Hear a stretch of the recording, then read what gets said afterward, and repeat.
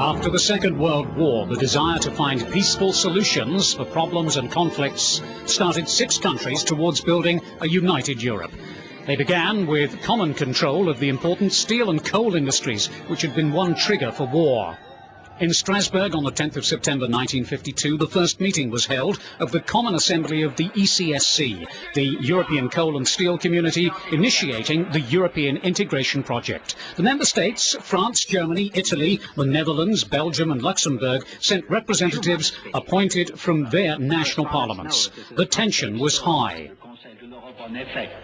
France's Foreign Minister, Robert Schuman.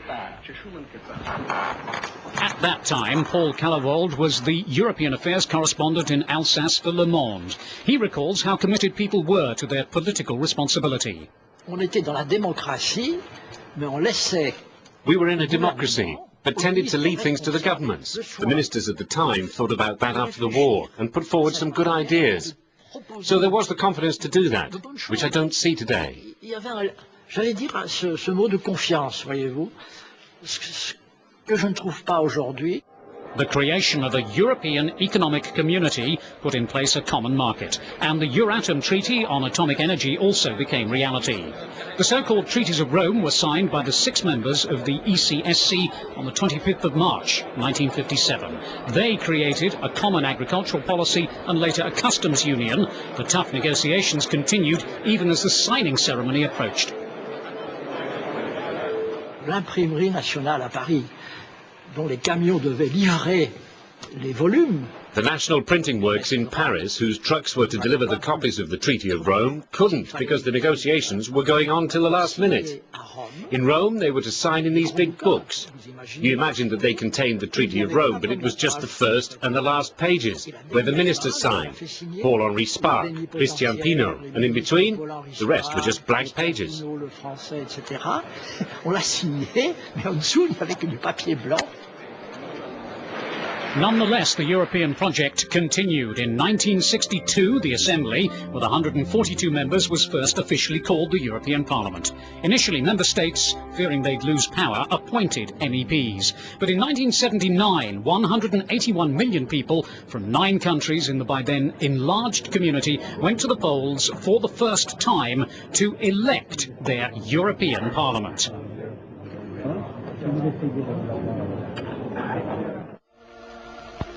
Il 10 giugno, per la prima volta nella storia, 180 milioni di europei di 9 paesi eleggeranno insieme il Parlamento europeo. Dai il tuo voto per la tua Europa. When I was first elected to the European Parliament back in 1979, it was not a real parliament. It was a different planet with no connection to this earth, except when we had our salaries. Because the Parliament had no say. We could make resolutions, but we had no say, no influence. Direct elections were a major step forward, but falling turnouts over the years have reflected the Parliament's lack of power. On the 17th of July 1979, the first directly elected 410 MEPs of the European Parliament chose a woman as their president. Simone Veil and the rest of them prepared to do battle to win real power. 1987, we had the so-called Single European Act, and the European Parliament gained the right to put forward amendments. And later we got, in more areas, the possibility for putting forward amendments. And over the years, the European Parliament have gained real influence on the daily life of citizens. Bond, a Eurosceptic, stresses a concern that democratic control has moved from the member states and from their voters to civil servants in Brussels, as only the non-elected Commission can propose laws. Others, like the left-wing group leader, Francis Wirtz, point out a loss of confidence of ordinary people towards the EU because of the creation of the world's largest trading area. At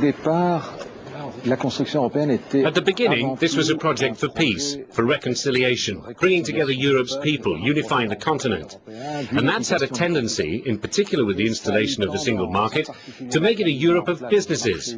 I think that this evolutionary process must change, so that Europeans can again feel they can have confidence in Europe. The Single European Act gave more say to the European Parliament, also with the assent process, a kind of right of veto for the representatives. But over time, the basis of the European Parliament has changed. Otto von Habsburg, oldest son of the last Austrian emperor and king of Hungary, was there at the EU's start and says he's still busy working for European unification. Noch im ersten Parlament, da haben wir Leute aus den Berufen gehabt. In the first Parliament, we still had professional people. We had experts. Where do you find these people nowadays? They're few and far between, unfortunately. We should be working on getting those really experienced people back. If you haven't got your hands dirty, you won't have a clue what's going on. We simply have to work for it time and again, that those roots and the connection between the roots and the tree are restored. Dass diese Wurzeln wieder, die Verbindung zwischen Wurzeln und dem Baum wiederhergestellt werden. Still active and covering 100 events each year, the now 95-year-old publicist is preparing his latest book on the European unification. What does he think of Europe's role and the fears of the region's citizens? The two most important treaties for us are the treaties of Rome and of Maastricht. The thing about Maastricht, which many haven't realized, is the meaning of subsidiarity. Because it really is, I'd go as far as saying, the fundamental law of a constitution. It means that power should not be concentrated in one pair of hands, but rather that everything is built from the bottom up. You must construct a house starting at the bottom, and not starting with the roof. The treaty on the European Union signed in Maastricht creates further European integration. The so-called co-decision procedure gives the Council and the Parliament an equal status in the legislative process. From now on, the Council can't adopt a common position if it doesn't reach agreement with the Parliament. And if that doesn't occur, the legislative process has to be broken off. The Treaty of Amsterdam increases that to strengthen the European Parliament further. In January this year in Strasbourg, as the new president was inaugurated, various former presidents were on hand, including Simone Veil, who gave her view on today's European Parliament. I would say that there's much more responsibility, that the people who are there are, with a few exceptions, people who want the Parliament to exist, to act, to take decisions and take a role in Europe. The European Parliament, and now its 785 MEPs, are the directly elected democratic instrument for 493 million Europeans.